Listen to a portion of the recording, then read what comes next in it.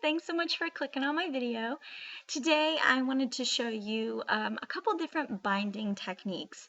And I've wanted to do this for a little while. I've been kind of playing around with some bindings. My very first scrapbook that I ever made was just an epic fail because the actual pages looked okay, but the binding was awful, so it pretty much ruined the entire thing.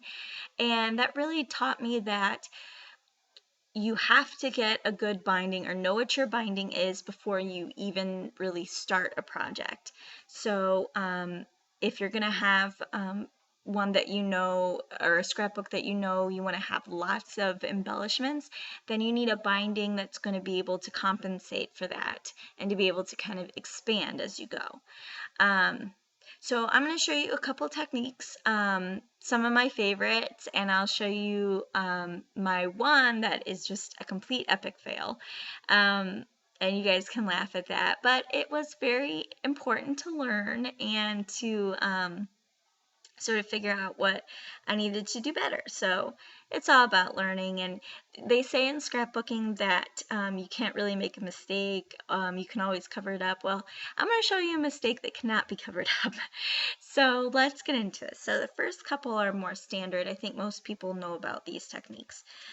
The first one's probably the most simple, is these little binder rings. They're so standard. You can get them anywhere. Anybody can do it as long as they have a hole punch. And they can, like, this is chipboard here, and then, you know, this is actually a paper bag album. So you see the binding in there, and then it opens here so that you can see like the holes in between.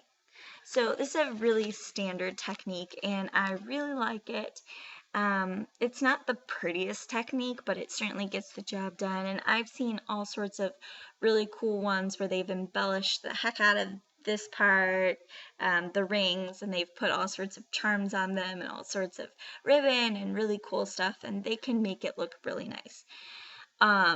So very standard, most people know about this one. Then, of course, there's one of these, and this is only partially done, but you get the idea. This I actually made. A lot of people have like a bind it all, or there's another one that I cannot remember right off the bat, but I actually just use a bind it all, and I really like this technique because, again, it looks a little bit fuller and cleaner to me. And then of course you can also put like your charms and ribbons and all kinds of stuff on the outside here, which can add a lot to the album if that's what you're into. So these two are really standard techniques. So I'm going to show you a couple that aren't maybe quite as standard.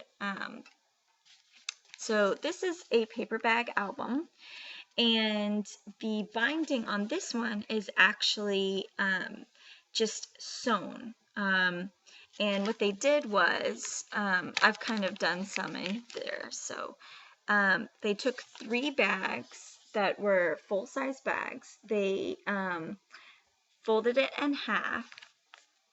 All 3 of them, they folded in half, and then they stacked it back to back. And I think, if I remember right, they stacked it like one side had like the very bottom, and then they kind of flip-flopped it on both sides. But anyway, they took 3 and they just sewed right down the middle there. And I didn't actually do this. You can buy these on eBay that are completely blank, and then I just, you know, did like this one was a white one, and I just like inked up the sides and put paper and stuff, and these actually can save some money, I think, because I think I bought 8 of them on eBay for like not quite $10.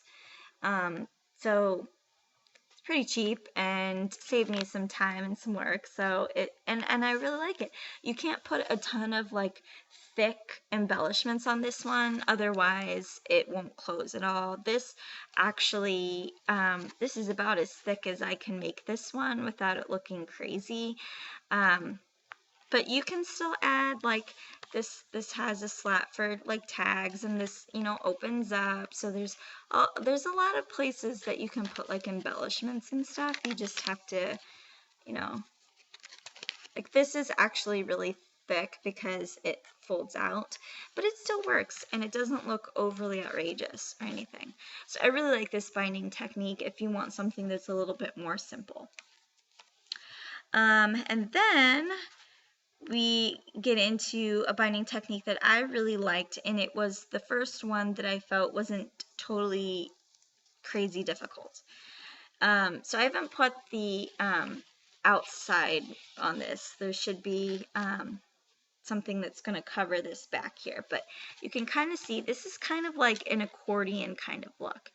And what it is you fold you fold the paper in half, and then you create kind of an M, like each one of these is an M. And the nice thing about these is that you can embellish and embellish a lot in these albums, and they expand. So so I really like these ones. I've made quite a few in this kind, and like this is a very chunky album. Like these are chunky flowers, and there's all sorts of like openings, and this is like chipboard right here, and oops, stuff's falling out of it. Like these are on pop dots, and these are like thicker ribbon and all that kind of stuff, like and there's just like openings everywhere, and you can just fit so much in here without it like busting on the sides. And this is strong enough. I would just recommend using like a very strong cardstock, which is what I did, and it has held. All of my books have held really well. And then you just add something on the back to kind of cover that up, and then there you have your album. So I really like this technique, and that's the one I stayed with for a long time. And let's put that back in there so I don't lose it. And then the last binding technique, which is actually now my favorite, it's the last album that I've done, is this binding technique right here. And the pages, this is actually an envelope album, and the pages are held in, like, they're held in with little slits, and the binding looks like this on the inside. It has these little, oh, you can't really see that because it's a little bit too dark, but they have all these little slots like that, and you just kind of stick the opening of the envelope in these slots, and then of course you use like a strong scoring tape or something in there to keep them stuck down really well. And you can put as much distance between these little slots as you want. This, I think all of mine are like maybe 1/4 of an inch or so, and you can kind of play with it and see, like, hey, if you want some pages, you know, you want a little bit chunkier, then you can, you know, increase the space in between them. So it's really cool. So then you just make it as high as you want it, as high as your sheet, and as many in there as you want. And then you get something that looks like this. And it's so clean on the inside. Sorry, this is upside down. It's so very clean on the inside. Look at that. And like it lays really well. It's just really nice. And this is pretty chunky, this album, and I'm not even finished with it. I only have like 7 out of the 14 pages done, and it's really pretty chunky, but it is holding up just fine. When I set it down, it doesn't like flop up like crazy. It's just a very clean look. And then just to finish it off, I just took a piece of 2 pieces of chipboard. Like this is the outside. So it was really easy. I just took 2 pieces of chipboard and that were the size of the envelope, and then, or a little bit larger, and then I cut, you know, the chipboard for the binding for as wide as this would be right here, maybe slightly wider, and kind of fit it in between. And then I just duct taped it together, left a little slat and duct taped it, and then I just put a piece of nice cardstock on top of it, on the outside and on the inside, so that it looks clean. And that was really all I did for this one, and I love this binding technique. It is so clean and it's so pretty, and you know, you really can't mess it up. It has a lot of flexibility, and so I really like this binding technique. Highly recommend it, and it's really easy to do. Like, I don't like to fuss with my bindings very much, but this was really easy. And now I want to show you, and there are tons of other bindings. These are just some of the bindings that I've tried out and that I like, that I understand and get. I want to show you now my album that was just an absolute failure. This is the first chipboard album I ever tried to attempt.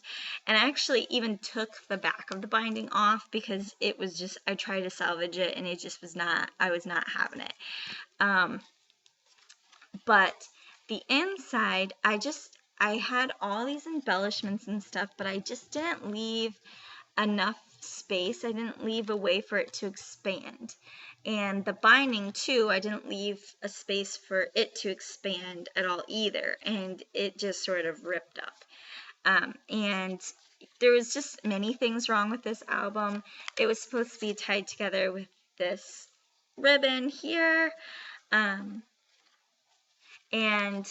it just didn't work. Pages started falling apart. It just was no good. So epic failure, and I didn't realize that the binding was going to be a fail until I'd completed the entire album, and it just didn't work. So what are you going to do? You know, you learn and you get better, and it's important to have these unfortunate fails so that you can learn and do better and make awesome scrapbooks that will last you. I've made scrapbooks for a few of my friends, and I really enjoy it. So I hope that you like some of these scrapbook techniques, and if you have any that you think I should try, please let me know. I've seen so many awesome things online. My little boy is coming out because he's supposed to be sleeping. But yes, I've seen other binding techniques with like ribbon and all sorts of cool stuff. So if you have a binding technique that you think I should try, then please let me know, or link, you know, the video, the tutorial for me. Always coming up with cool, fun ideas that I see on everybody's YouTube pages that are absolutely awesome. And thank you so much, because I've been inspired countless times by all of this beautiful works of art that you guys put out. So anyway, thanks so much for watching my video. I hope you have fun with your binding techniques and they're not too fussy for you. All right, so I'll see you guys later.